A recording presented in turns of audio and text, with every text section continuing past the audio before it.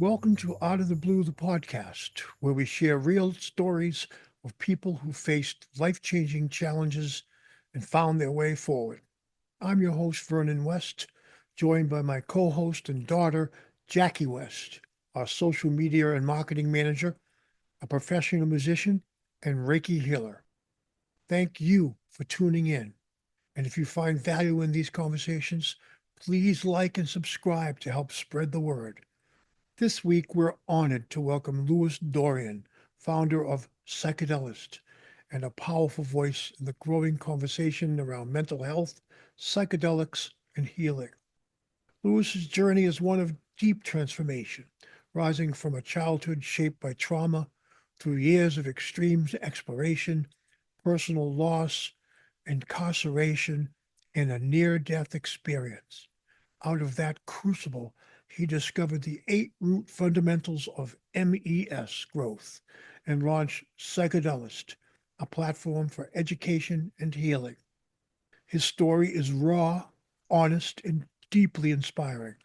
Join us for a conversation about truth, transformation, and the journey back to life. Hi, Louis, and welcome to Out of the Blue, the podcast. Hello, Vernon. Great to be here. Nice to see you, Louis. So tell us, Louis, let's start right, let's, at the beginning of our narrative, basically would be probably right around that time when you're the aftermath of deep personal loss, including losing of your partner, Laura, Nicole.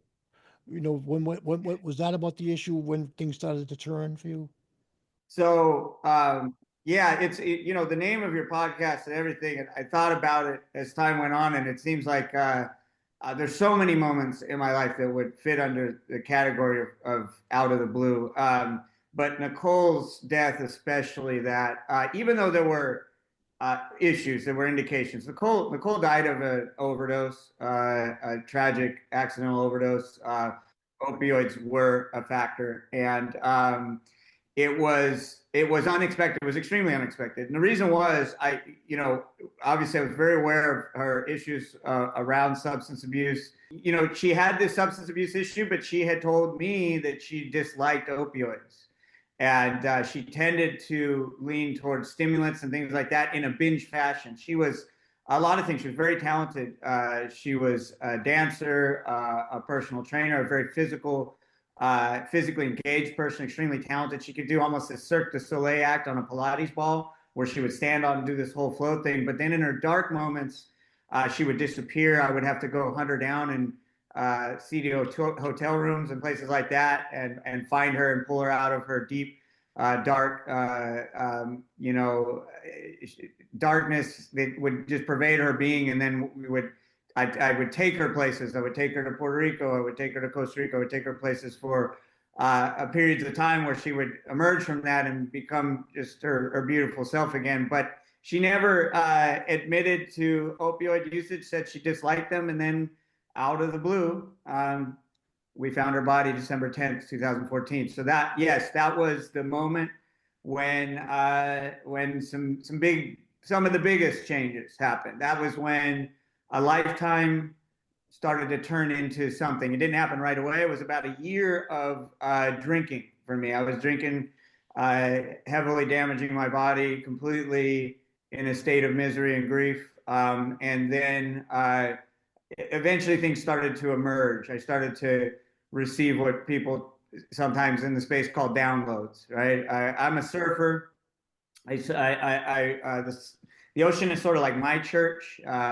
My place where I go to kind of commune with spirits. I pray, meditate out there. I surf for very personal reasons, and out in the ocean is where I started to receive some downloads. I gave a eulogy at her funeral, and that was a download. That was straight, just came while I was in the ocean. And so, yeah, that was the turning point where the prior experiences I had, and then the experiences I started to have after through the healing process, where I started to develop the eight root fundamentals, and I started to, do my own healing and emotional and trauma process work that really helped me, integrate the wisdom that was there, but that I didn't have access to until I started doing the trauma work. So when you start to process trauma and really start to make headway, that's when there's deep wisdom in all that experience and that pain, and then transforming it into wisdom, and then that became the journey to discovering who I really am, what my real purpose is, and what I'm doing here, which psychedelics is a manifestation of that, as well as just sharing these things that I learned, these lessons that I learned, and working with people in one-on-one sessions and talking to people about um, what I see when it comes to mental health, which became a very nuanced thing. I think that one of the issues with society that came out from Nicole's death, you're never going to hear me demonize drugs. A lot of people go through these type of tragedies and say, we got to get rid of all these drug dealers. We got to put away the fentanyl dealers. We got to do all this stuff. I disagree with all that. I think it's not so simple. It's a very complex and gray space. It's not black and white. I think that when we start to look at things from a very black and white perspective, we're actually in a somewhat juvenile or immature mindset. So substance abuse became one of the important things that I talk about a lot. And it certainly ties into my kind of ethos around psychedelic usage and the proper use of tools. As you mentioned in the opener there, I've experienced both positive and negative experiences with psychedelics, and that helped shape my ideas around the proper engagement with these powerful tools, and it expands beyond that. The way I look at substances in general is that they are powerful tools, oftentimes vehicles for different types of engagement and travel, depending on what it is. And they each have their own set of skills, including opioids, including stimulants, including other categories of substances. And unfortunately, I think our society, because of the immature mindset we've had around substances, this very black and white perspective, we haven't engaged our population enough with the ideas of skill development that is very much rooted in mental, emotional, and spiritual growth and healing. So that was what emerged, was this far more, I would say, complex view of the world. And instead of, leaning into bitterness or anger or rage or judgment around, substances, some substances are bad and some are good. No, it's a very nuanced skill development journey. And that was the big thing that came from Nicole's death, including so many lessons. While Nicole was alive, she was a very complex person because of the traumas that she experienced and had not processed. And I was not who I am today, of course, and didn't have all the skills and perspectives I have now. So I was doing the best I could at the time, and I was learning.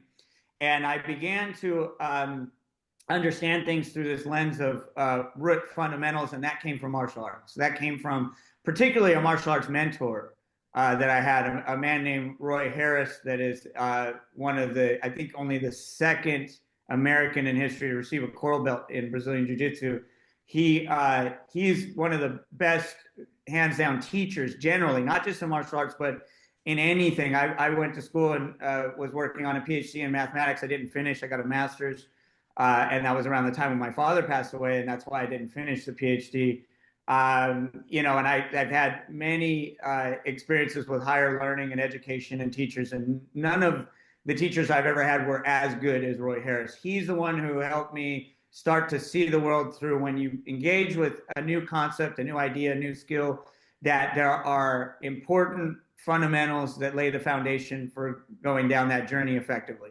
And applying that, I began to learn. And that was what I learned from Nicole. One of the first lessons I learned from Nicole was what true, authentic love is. And that was mind-blowing, because I had a lot of different mixed up ideas in my head, and took things personally when she was hurt and going into her dark places. After 6 years and all this time together, I learned a lot, and I got to learn that, love is actually 3 root fundamentals, and it would align more with what you might call authentic love, or even like Buddhists might refer to it as noble love.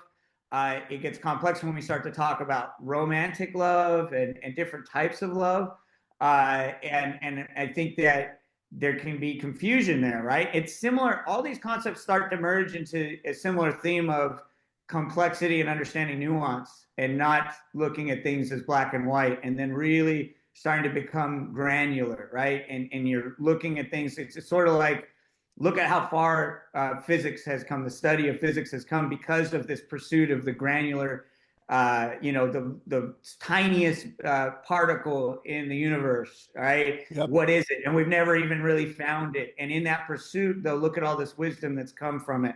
Look at how far quantum mechanics has come. And I feel like that's the way that I've approached a lot of things. Once I was exposed to this idea of fundamentals, I started to look at things much more granular. Not that that granular approach is always, that's one particular side of it, and then it becomes this cohesive bigger picture where you start to try and integrate the things that you're understanding and looking at. And so that was the journey.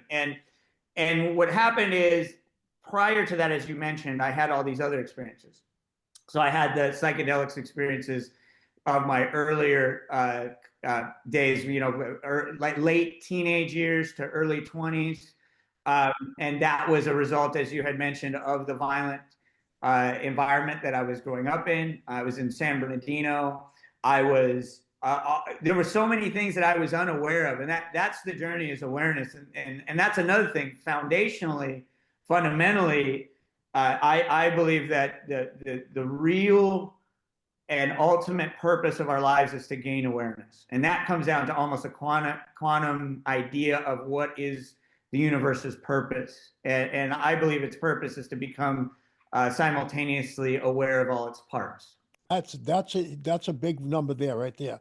To become aware of itself. The universe wants to become aware of itself, and I love that. Makes a lot of sense because that's when you get into the granular.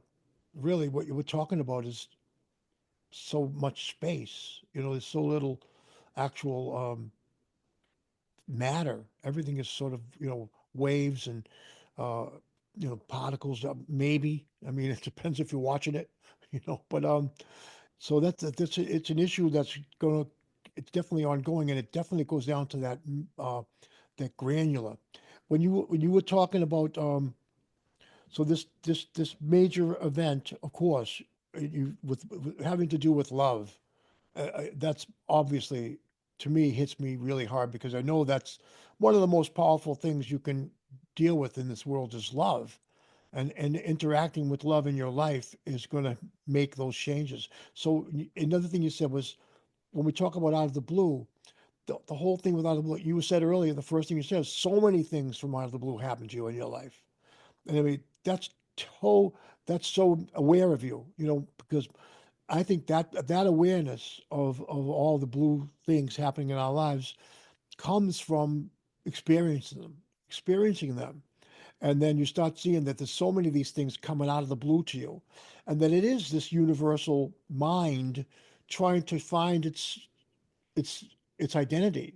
Really, it's evolving through us, our own experiences. And when you said that, it made me see it like clearly, for like a first time actually, that the web, the network of all these out of the blue things that go on interpersonally, all different people everywhere in the world and the planet, it's all working together for that consciousness growth. Yeah, that's been my experience. That's been my experience. That's what turned the corner for me, is seeing that, and also the prior, phases of my life where I wasn't as aware, that was still operating. And then there's it takes time and experience and uh, you know self-reflection and so many efforts before maybe it starts to coalesce into some sort of understanding that works for you personally. I think it's a very personal journey. No matter how much I talk about this stuff, I for some people will resonate and mean something, and for some it won't, perhaps because they don't have aligning experiences, or they haven't had the time to do enough self-reflection or spend enough time marinating to reach that point. And that's one of the things I really like about certain types of reading. For instance, the book, The Tao Te Ching, is a book you read your whole life, because in the beginning it's sort of gibberish. Some things might make some sense, but ultimately, as you get older and mature and change, you start to glean more from the short poems that are in those writings. There's deep truths hidden within the poems, but they don't reveal themselves right away until you kind of have this moment of you'll have an aha moment, and it usually takes years. It takes Oh years. yeah, yeah, yeah. Well, one author that really helped me tie some ideas together that came from northern Mexican Toltec shamanism was actually Eckhart Tolle, believe it or not, which is rather strange. He's a Oh, yeah. I'm yeah, reading The Power of Now. yeah. Eckhart's amazing. He is explaining something I think is extremely fundamental to our world, and that I did not start with him, of course. And in fact, when I first started reading, he hadn't written his books yet. I was reading about Toltec shamanism in northern Mexico, and they talk about some things that, because of a cultural barrier for me, I didn't understand until I really read Eckhart, and it tied it all together. The Toltecs talk about something that they call cleaning the island of the tonal. And what they're talking about, they're saying that you need to diminish your sense of self-importance and diminish it from what they're calling this island of the tonal, and that there's this other side of ourselves, that there's a duality within us that's called the novel. Well, I, for years, was trying to figure out what the heck they meant by all this. What is the novel? What is the tonal? They reference the novel as a place that is outside of the mind, that's infinite, that's this human experience, or not even just human experience, but a conscious experience that is infinite and beyond language-based mind is really what it is. And so this is where, right, this is why the world is so confusing. If you look at our society, one of the things that in my early days of, mainstream schooling, going to public schools, and the philosophies and things that were taught to us, one celebrated philosopher was Rene Descartes, the philosopher and mathematician that said, "I think, therefore I am." He was actually incorrect. It was just flat out false. It's not true. And yet an entire society adopted and celebrated what he said there. And language-based mind is not a necessity for having a conscious perceptual experience. And yet that seems to be exactly what Rene Descartes was saying and what was adopted by our society. In fact, that, I believe, is what's led us to a society that is full of sick people, because we're overly obsessed within mind. We're overly obsessed, and mind is deeply rooted in dopamine release, constant dopamine release and stimulation, right? And that's where meditation and beginning to slow down the mind and getting away from that is when we start to find more inner peace and harmony and balance, and not constantly releasing that dopamine and going into that constant stimulation and being obsessed with thinking. An obsession with thinking is where we're at, I think, in this society. And it's one of the lessons that comes from psychedelics. But it's not to say that thinking is negative in some way. It's just that we've overused it, overdone it.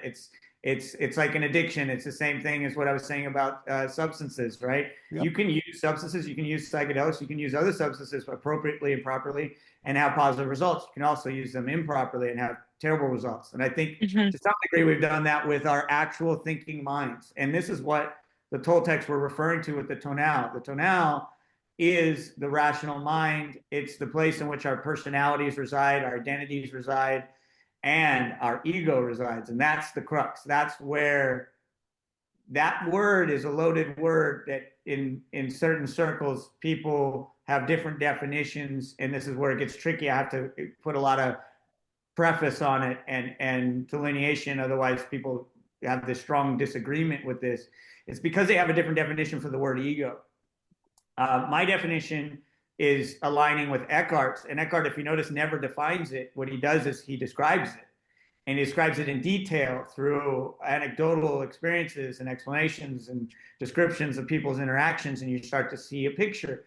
In that picture, ego is completely negative. There is no positive side to the ego he's talking about. And that's what's important, is that particular side of ourselves that we might call hubris, or we might also call self-importance, to use the Toltec term. Of course, that's subject to language translation, which also adds a barrier when we're talking about cultural, trying to understand another culture. That part of ourselves, I believe, is the stumbling block, the evolutionary obstacle to achieving our higher level of potential as a species. And that's tied into what I was saying about this idea that the universe is attempting to become aware, and almost kind of like a panpsychism model. All of these things that we're talking about, by the way, are things that supported my life and made my life better in my understanding. One of the root fundamentals, actually, the fourth root fundamental, is auditing one's beliefs. A full belief audit. When you really reach a point where you say, hey, I'm ready to change, you stop blaming the world entirely, and you start looking at yourself, and you start trying to figure out how to find your peace and inner balance and harmony and heal, and you reach a low point in your life, you eventually have to turn inward and not look at everything as external and someone else's fault. In that process, there becomes a point where you start to audit your beliefs, and this becomes a discussion that's very pertinent to the term default mind network that Michael Pollan brought up in his book, How to Change Your Mind. That was when that term, I believe, really became more mainstream. People started talking about the DMN. The DMN is deeply affected by ego.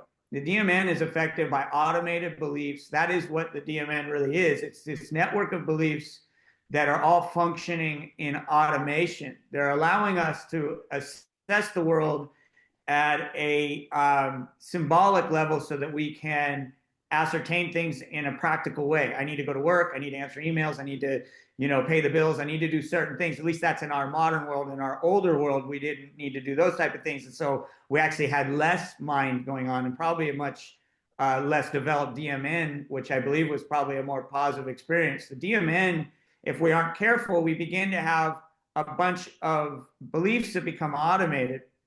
And then if we don't do an audit, some of those beliefs are actually contradictory to each other, and we won't even realize it. And some of these beliefs cause a lot of harm, and they're all operating very much like computer software. And that was mind-blowing for me. I began to realize that after Nicole's death, is that there were automated beliefs. And during her life, that was what was hurting me at times with our relationship, because she was damaged and she had pain that was really affecting her life and having this ripple effect. I was taking things personally, and then I would do things out of judgment, out of beliefs I had that damaged the relationship further. And eventually I realized that it was causing me harm. It was causing her harm. It was that there were beliefs that were not positive, and they were within me and automated.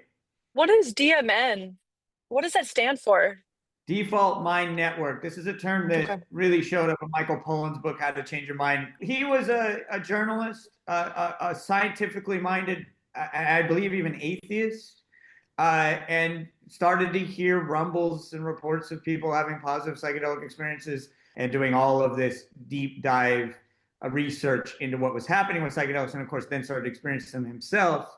And he had come across the term default mind network. Default mind network is our logical mind is operating at a symbolic level through language. And what's happening is, as we get older, we're assigning language to objects and concepts, and then we take them sort of for granted. What it is it's a practical thing. When I say the word tree, if I say the word tree, it's a conceptualized idea, and you might get a quick flash of an image of a tree in your mind, and it represents something.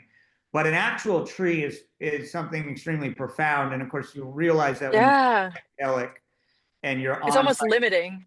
Yeah, well, it is limiting, and it's Yeah. limiting intentionally, and it's important that it's limiting, because what it's doing is, this is what I meant about accomplishing practical tasks. At the practical task level of feeding your children, getting from point A to point B, ascertaining a threat versus, something that's benign, these type of things. We need these things to be automated and very fast. And that's a part of how our kind of organism and our system works to manage our world in a practical way. The problem with it is that this becomes this overbuilt, just giant structure that's full of a bunch of programming, and for many people, much of that programming is really can be very toxic and even contradictory. There can be all types of it's like broken code, but what it is it's this development of it happens from a very young age when we're infants and then toddlers and learning to speak. We're being taught to develop our default mind network. And then we're sent to schools and we're taught to read and we're taught, all these basics. We're taught arithmetic and basic math. We're taught all these things. It's developing that default mind network so that we're able to practically interact with our world on just a practical, basic physical realm level. I gotta be able to feed myself. I gotta pay my bills. I gotta, be able to drive. I gotta be able to manage in this world. And when that starts to take over too much, that's when the world becomes very mundane, and the world becomes very. It can become a really dry, mundane, boring place with not a lot of substance. And this is where when people are completely trapped within their default mind network, then and that coding becomes larger and larger, and then you start to see that there are these issues within the automated belief systems. That's the weird part, is the automation of belief, and that's what's happening with thinking and thoughts. They aren't the problem. So when people talk about, well, I have all these really negative thoughts in my head, it's driving me crazy, I'm very unhappy, I'm depressed, I go through anxiety, I have these thoughts in my head. It's not the thoughts that are the problem. What's the problem is the belief is that anchors the thoughts. The thoughts don't have any power until you believe them. Once you believe a thought, now you're anchoring it in power. And that is where the issue is. And it's the actual beliefs. This is something that Michael Pollan does not talk about. This is something that I'm sure other people probably talk about it, but I've for whatever way kind of invented the wheel for myself. It's really the beliefs that are operating the default mind network and what the Toltecs would call the tonal. So the tonal and the DMN are basically the same thing. I would love to see a diagram of this. Like, I Yeah. feel like this would be so cool to just like look at and like really just look at scan my whole self and be like, okay, this is the belief that is weighing these thoughts so closely to me. Yeah, you're right. A diagram would be great. And we're only talking about one side. When we start to talk about the novel, we're talking about the non-language based side of our conscious experience. I won't even call it our minds. You might be able to refer to it as mind, but now then it starts to muddy the water a bit.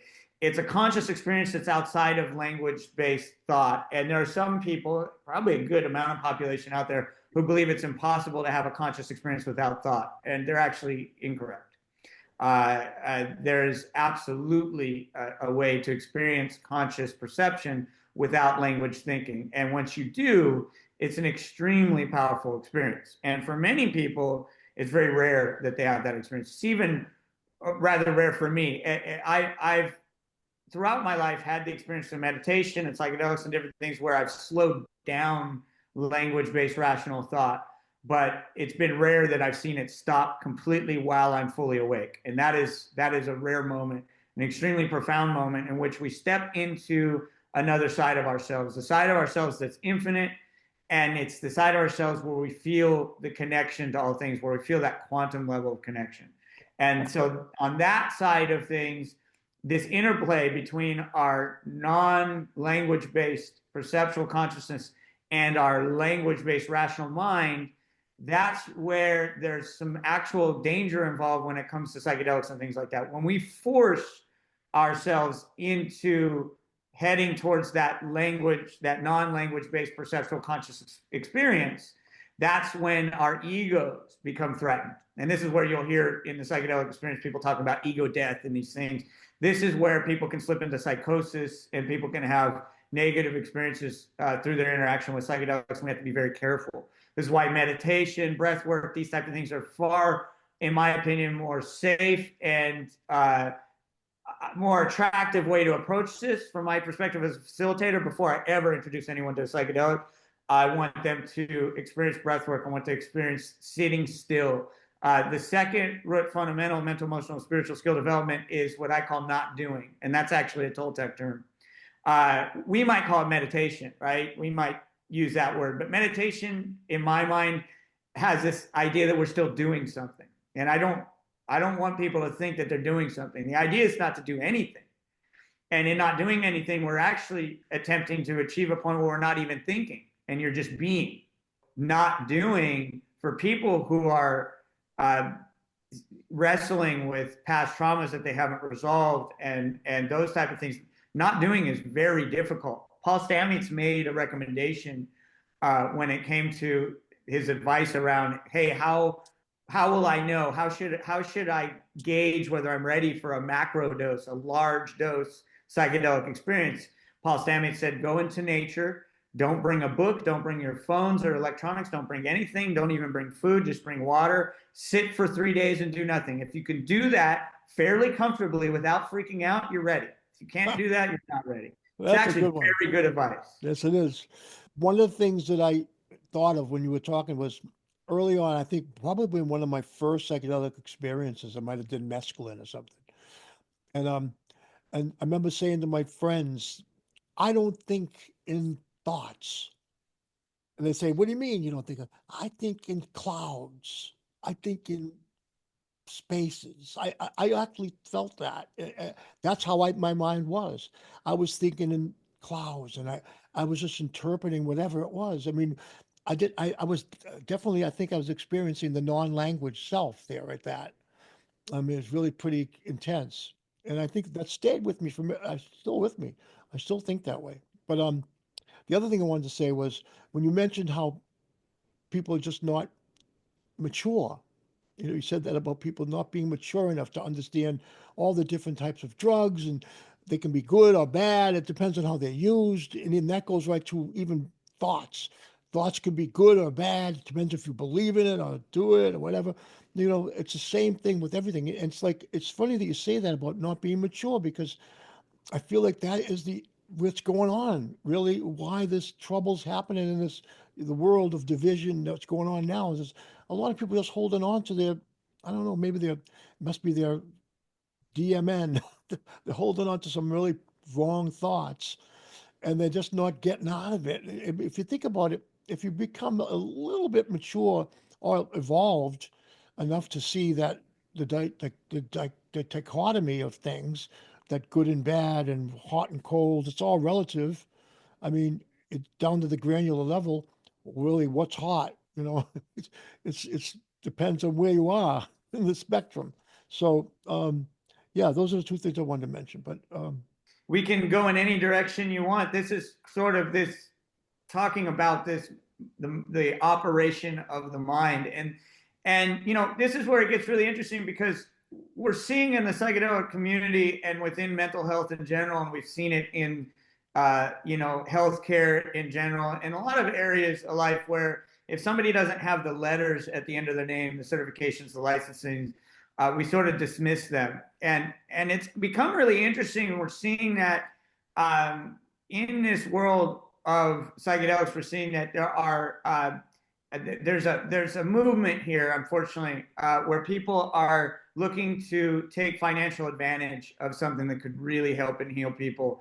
And in that, we're seeing that this isn't completely linked to necessarily that side of it, but there's an arrogance sometimes of people that have the letters at the end of the name, the MD, the doctor, the PhD, the whatever it is, and that's where I think it points back again to this ego that we've been mentioning, and this idea that immaturity. When you talk about immaturity, in a way, what this becomes is when we look at our species, our entire species is immature from an evolutionary standpoint. If you think about it, if there are intelligent species on other planets around other star systems, which it seems likely there probably are based off mathematics, just pure probability theory alone, right. States that there probably are, and there probably are intelligent life forms that are beyond our place that we're at now. I've thought this through, and it appears to me that in science fiction writing, we've noticed that I've seen that these science fiction writers are almost like modern day prophets. I mean, look what's going on with technology. Look what's happened with SpaceX. Look what's happened with you know, cell phone technology, camera technology, drone technology. I mean, AI, you name it. These are things that science fiction writers were writing about 50 years ago, and it's amazing how prophetic they've been. But in one area, I think they've been consistently wrong, is this idea of a predatory, malicious alien species. And let me explain why. If an alien species were to achieve interstellar capability through technological advancement, right? Where there's some people, and even the Toltecs would talk about this, that there's a belief that you can actually transfer your consciousness through some forms of meditation or psychedelic usage where you could experience another planet, let's say. Some people talk about this through their experiences of DMT. You could maybe travel and actually see it for real. We don't know. We don't have a way to verify it. But if you were to technologically acquire the capability to go to another star system, the advancement is so vast from where we're at. You know, obviously Elon is talking about going to Mars and things like that. We're so far away from that, from making that a truly practical, pragmatic, like endeavor, that think about going to Alpha Centauri, any star system. It's so far in the future. So that trajectory of technological advancement is going to many multiples orders of 10 times over. We will create technologies that can destroy us, that can ruin our environments, that can destroy each other, can actually wipe out our entire species and destroy our entire ecosystem. That is part of the trajectory towards achieving this capability. So what that means is we have to overcome our baser, more toxic, things about ourselves, the flaws within our species, the things that I would say are rooted in ego. That is what we must overcome in that endeavor. And so what it becomes is this idea of the default mind network and these things we're talking about with maturity and immaturity and these things, is that the entire species evolution towards this, what I would say is the goal, to become stewards of our own environment, stewards of our own planet, and then be able to explore. Who doesn't want to explore and see another planet? That is the goal. But in order to achieve it, we will have to overcome the things that are holding us back and threatening us existentially. We will have to eliminate borders. We will not have borders. We will not be engaged in an economic system of currency exchange. We will be one species with a hive mind and the ability to have an individual prefrontal cortex experience of knowing who I am, but also being completely connected and kind of hive mind driven in such a way that we are completely harmonious with each other. And we have to overcome our arrogance over our other fellow species on the planet, that we believe we're somehow so superior to other species on the planet is a part of our ego and beliefs. These beliefs are harming us. And that's the number one metric for me. If your beliefs, if you can sit and do a belief audit and you are able to ascertain that a belief that you're holding on to is harming yourself or harming other people, that is the metric in which you need to abandon that belief at that point. Once you see that it is harming you or others, and I went through this with Nicole. When Nicole was alive and she did things out of her own pain, and I would take it personally, I would believe certain things about, for instance, loyalty and romantic love. Very complex. People think it's simple. It's not simple.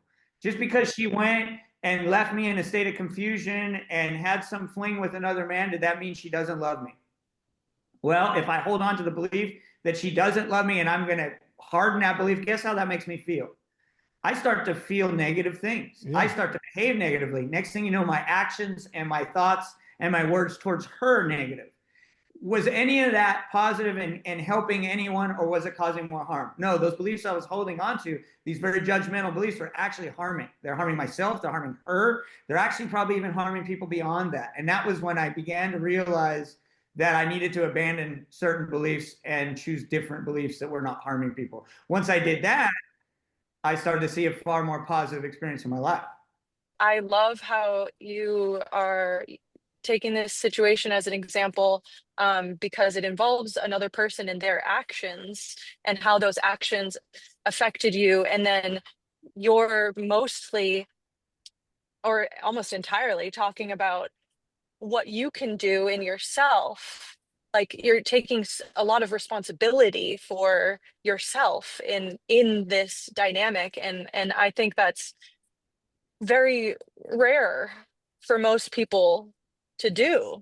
It's an enormous amount of self-responsibility. In fact, it does almost become all about the self. And it turns out that love itself is a very personal journey in truly understanding it. And it does not seek reciprocation of any kind. True love never seeks reciprocation. It doesn't matter what the object of love does. Love is a frequency that's maintained and expressed and does not matter even if someone spits in your face, because the understanding becomes back to those 4 agreements. It's not personal. It's their journey. Yeah. It's their issues. It's their problems. It's their baggage they're carrying. Yep. And so then as you begin to elevate this vibrational frequency, that's when you'll start to see that it has this very powerful effect. When we take someone, people, this is interesting because it starts to relate to the criminal justice system and all kinds of things. Because when you take a person who's done something that we see as morally deficient, right? And then you punish them and you shame them and you isolate them and you do all these things to them. Does that have a practical effect on improving their state of mind and changing their behavior and their beliefs and affecting their default mind network, as we get back into using that terminology? Or does it increase their pain? Does it further harden their negative ideas and thoughts that led to the actions that got them in trouble in the first place? Does it actually have a negative impact on them? And I would argue, just from the understanding of human nature, that it does not help the situation. It doesn't. We need to, in certain cases, when we're talking about violent individuals, we will have to separate them from circumstances where they can harm and hurt other people. But in the way that we punish them, the way that we see this punitive experience with people is actually, it doesn't work. That's the real issue. Punitive measures do not work with human beings or with anything, any organism. No, when you are right. punitive with it, you only harden more trauma, harden more negativity within their psyches, and they just become really even worse. It's not the way to approach this. And so experiencing love and understanding truly what it is, and then understanding the interplay between boundaries and love is where we need to head as a society. As we see what's going on right now politically and socially, and there's all of this unrest taking place, there's still an enormous amount of immaturity. And it's coming down to the lack of understanding of what really works. First of all, what's practical, what's pragmatic, what's going to build a better society, what's going to make a better world, and what isn't. What do we want as a society? Do we want to live in a loving society, in a society built on cohesion and harmony and balance? Or do we want to live in a society that's constantly at odds and friction and potential for violence and things like that? And if we're going to choose, the former over the latter, which I would hope we would, I think yeah, you would think, right? Then we got to start doing things that are practical and pragmatic. And those things do not involve heavy judgment of others, heavy-handed punitive measures. Those type of things don't work. I'm not saying that we don't, in the cases of violent criminals and things like that, put them in a place where we protect society, but you don't do it in a punitive way. You need to treat these people like human beings, even the worst of them, even the worst that are committed. Yeah, no, I believe that for sure. Yeah. And that's where, that's why sometimes when I talk about, for instance, the fentanyl crisis, and I'm an anti-war on drugs proponent, a big time anti-war on drugs advocate, I'll have people who have experienced the loss of loved ones, and they're furious about fentanyl. They're furious about these things. They want to throw around this hatred. And I'm like, look, that's not going to work.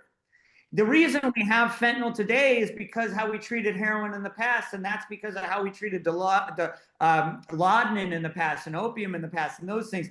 That's how we ended up here. You keep doing the same thing, you're going to keep getting worse and worse results. Right. And so stop doing that. We need to start looking things from a different way, That is the definition of insanity.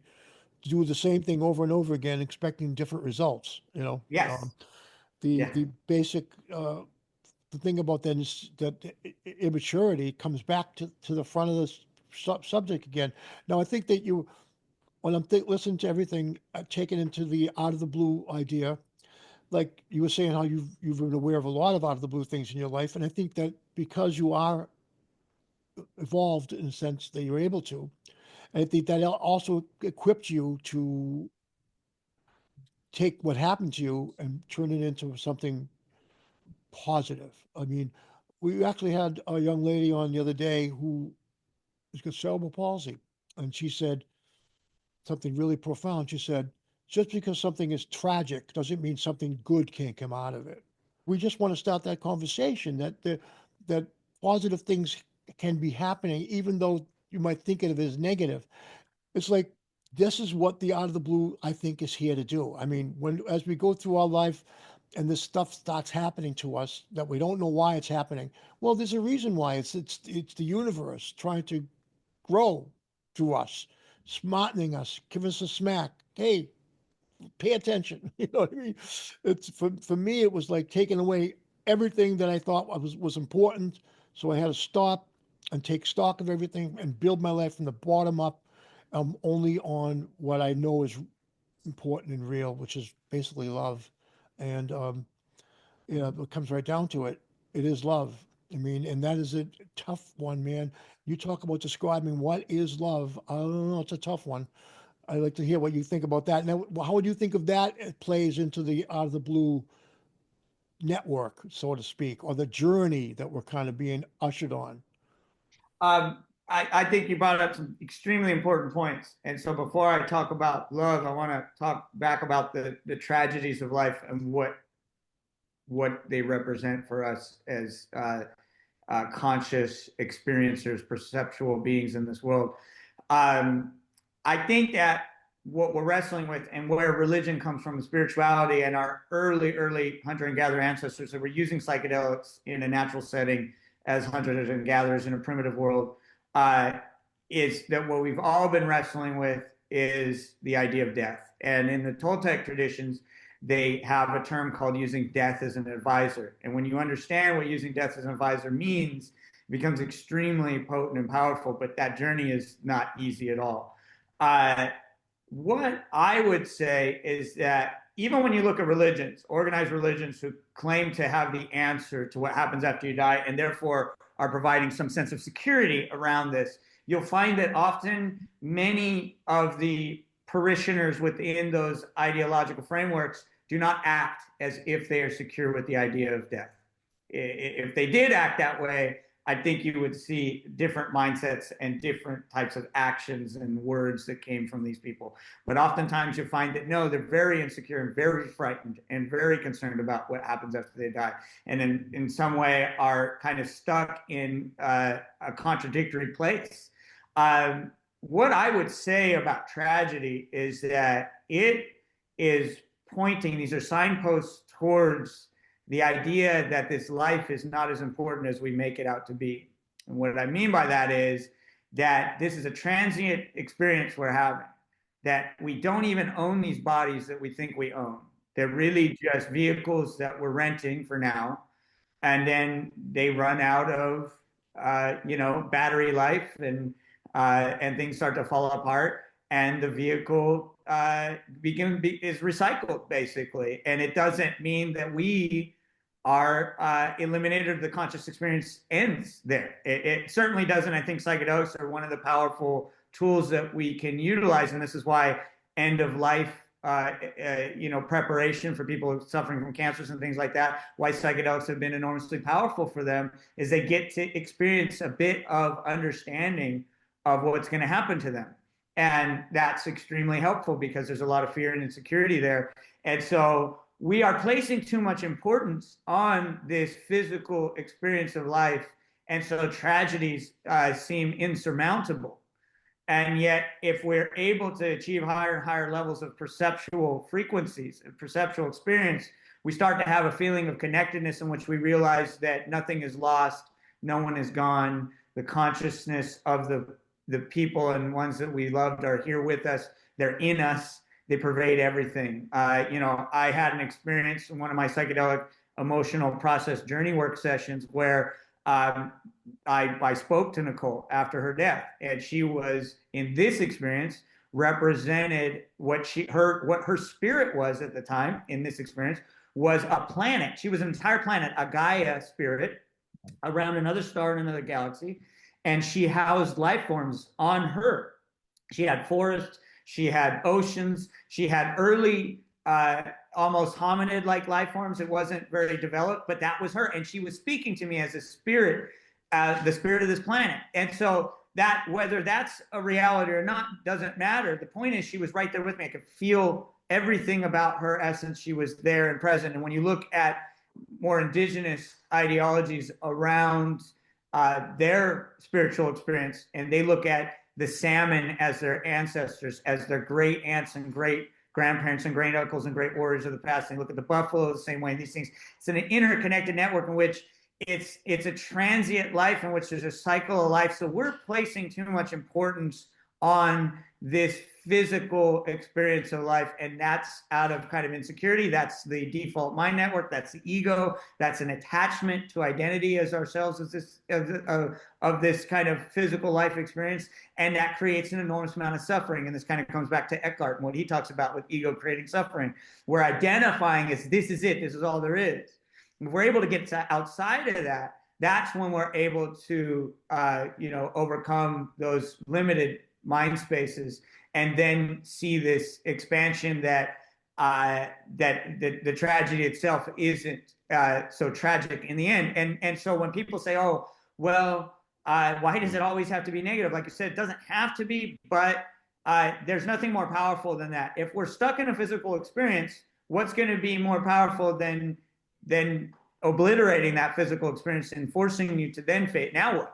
Right? The universe is very powerful and say, now what do you think? You better have some ideas that overcome and transmute that. It is an alchemy. It's a transmutation of that. Now, that being said, that does start to lead into what love really is. So I'm going to say this to Louis, because I think we're going to have to do another episode with you. Yeah, I don't think we'll finish it because there's too much stuff we need to talk about.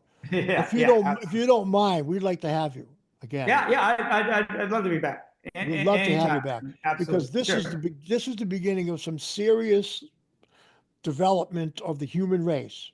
Let's face it. We're working on human race development here. Yes, exactly. And this is so important. Just such important work. I mean, it really is. Thank you so much for joining us with Louis Dorian on this incredible journey. I encourage you folks to do a deep dive with Louis, and because he's going to be back, and we're going to talk some more about all this stuff. Thank you so much, Louis. Really so much. I can't thank you enough. You made my day. A really great day. Yeah, thank you so much. Really nice to meet you. Yeah. Absolutely great to meet you both. Thank you, guys. Thank you very much. Okay, bye-bye, everybody. Thank you for joining us on Out of the Blue.